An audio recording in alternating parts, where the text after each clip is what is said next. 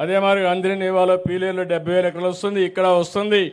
నేను ఇప్పుడు కొత్తగా ఒకటి ఆలోచించాను, మీరందరూ గుర్తుపెట్టుకోవాలి. ఈరోజు రాయలసీమ ఈ మాత్రం ఉందంటే దానికి స్ఫూర్తి ఎన్టీ రామారావు గారనే విషయం మీరు గుర్తుపెట్టుకోవాలి. మీకు కావాల్సింది కులాలు, మతాలు, ప్రాంతాలు కాదు.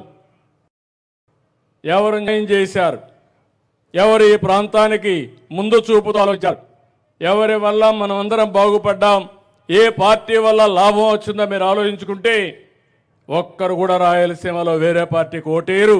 అందరూ తెలుగుదేశం పార్టీకే ఓటేస్తారు. ఎందుకు నేను ఈ మాట వాడుతున్నానంటే అందరూ కూడా రాయలసీమ అంటే ఇది రాళ్లసీమ, ఎడారిగా మారిపోతుంది, ఈ ప్రాంతానికి ఏమీ చేయలేమంటే కాదు, ఈ ప్రాంతాన్ని ఆదుకుంటామని, ప్రాజెక్టులు కడతామని శ్రీకారం చుట్టిన ఏకైక వ్యక్తి నందమూరి తారక రామారావు గారు. ఆ రోజు ప్రాజెక్టులు ప్రారంభించారు. అక్కడి నుంచి పట్టుదలగా నేను ముందుకు పోయాను. 5 సంవత్సరాలు 14-19లో మీరు చూస్తే 64,000 కోట్ల రూపాయలు ఖర్చు పెట్టి ఇరిగేషన్ ప్రాజెక్టులన్నీ పరిగెత్తిచ్చాను. బ్రహ్మాండంగా పనిచేశాం.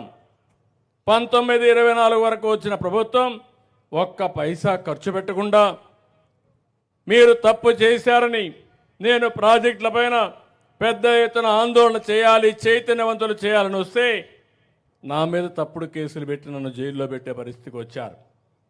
కానీ ఈరోజు మళ్ళీ చెప్తున్నాను, పోలవరాన్ని గోదావరిలో ముంచేశారు, డయాఫామ్ వాళ్ళు పోగొట్టే పరిస్థితికి వచ్చారు. 400 కోట్ల రూపాయలతో పనిచేస్తే మళ్ళీ ప్యారలల్గా కాలువని డయాఫామ్ వాళ్ళు కొత్తగా నిర్మాణం చేయాలి. దీనికి 1000 కోట్లు అవుతా ఉంది. 400 కోట్లు పోయింది, ఇప్పుడు అదనంగా 1000 కోట్లు ఖర్చు పెట్టే పరిస్థితికి వచ్చారు. డిలే కూడా కాలయాపన 5-6 సంవత్సరాలు అయ్యే పరిస్థితి వచ్చింది. మొన్ననే మీరందరూ ఈసారి ఎప్పుడూ గెలవనే రాయి చోటును కూడా గెలిపించారు.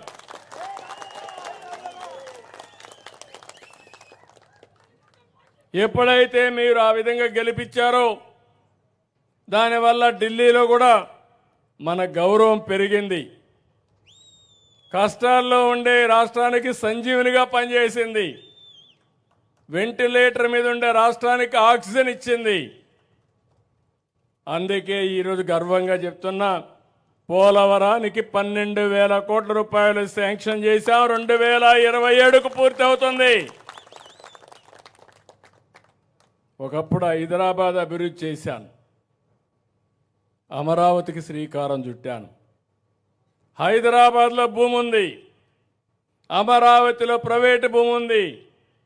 నేను ఒక పిలిపిస్తే నన్ను నమ్మి 55,000 ఎకరాలు రైతులు ల్యాండ్ పూలింగ్లో ఒక్క పైసా తీసుకోకుండా ఇచ్చారంటే అది నమ్మకం. నేను అందుకే మిమ్మల్ని కూడా కోరుతున్నా, నేనేదో గాల్లో మాటలు చెప్పడం లేదు. ఇంతవరకు చేసిన పని యొక్క ఫలితాలు మీరు చూశారు. ఒక హైదరాబాద్ నగరం 30 సంవత్సరాల కంటే ముందు నా దూరదృష్టి. ఈరోజు హైదరాబాద్ నగరాన్ని మీరు చూస్తే మోస్ట్ లివబుల్ సిటీగా తయారైందంటే అడుగడుగున నా కృషి ఉంది, దాంట్లో ఎవ్వరూ కాదనలేరు. ఇప్పుడు మన పిల్లల ఆశలు చూశారు, అలాంటి సిటీ మాకు ఇంకోటి ఉండాలి. ఇక్కడ కూడా మేము పనిచేసుకోవాలంటే హైదరాబాద్ బ్రౌన్ ఫీల్డ్ సిటీ అంటే సికింద్రాబాద్ హైదరాబాద్ ఉంది, పక్కన సైబరాబాద్ నేనే నామకరణం చేశాను. హైటెక్ సిటీ పేరు నేనే పెట్టా, సైబరాబాద్ కూడా నేనే పెట్టాను. టెక్నాలజీ కోసం, ఐటీ కోసం సైబరాబాద్ పెట్టి అభివృద్ధి చేశాను. ఇప్పుడు అమరావతి, అమరావతి పేరింటే మీరు దేవతల రాజధాని. ఈ విషయం మీరు గుర్తుపెట్టుకోవాలి. దేవేంద్రుడు పరిపాలించిన దేవతల రాజధాని పేరు అమరావతి అని చెప్పి కూడా నేను మీకు తెలియజేస్తున్నా. అంతమంది శాతవాహనులు కూడా పరిపాలించారు. తర్వాత చరిత్రలో ఇలాంటి రాజధానికి నేను శ్రీకారం చుడితే ఇక్కడ కులాలు లేవు, మతాలు లేవు, ప్రాంతాలు లేవు. అందరికీ ఉపయోగపడుతుంది ప్రారంభిస్తే దాన్ని శ్మశానమని, ఎడారని, దాన్ని పూర్తిగా 3 రాజధానులని 3 ముక్కలాటాడి కడాన రాష్ట్రాన్ని భ్రష్టు పట్టించే పరిస్థితికి వచ్చేశారు.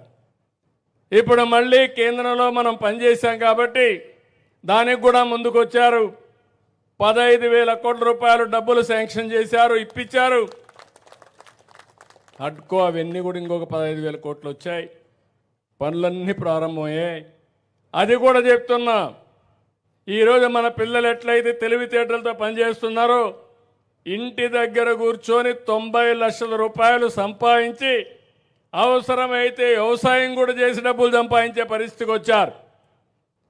అదే మాదిరిగా అమరావతిలో కూడా ఏదైతే భూములు ఉన్నాయో ల్యాండ్ మానిటైజేషన్ చేసి ఒక్క పైసా వేరే ప్రాంతాల డబ్బులు ఖర్చు పెట్టకుండా ఆ ప్రాంతాన్ని అభివృద్ధి చేసి అందులో వచ్చే డబ్బులే ఖర్చు పెట్టి పైకి తీసుకొస్తాం. అదే హైదరాబాద్ కూడా చేశాం.